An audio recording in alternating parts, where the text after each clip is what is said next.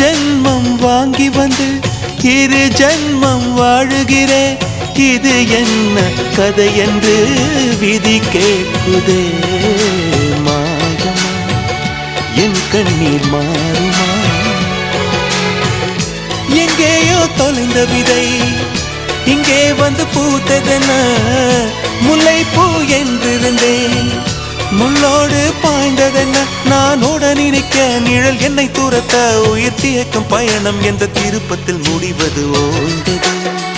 என் கால்கள் ஓய்ந்தது, தீர்ந்தது, கண்ணீரும் தீர்ந்தது.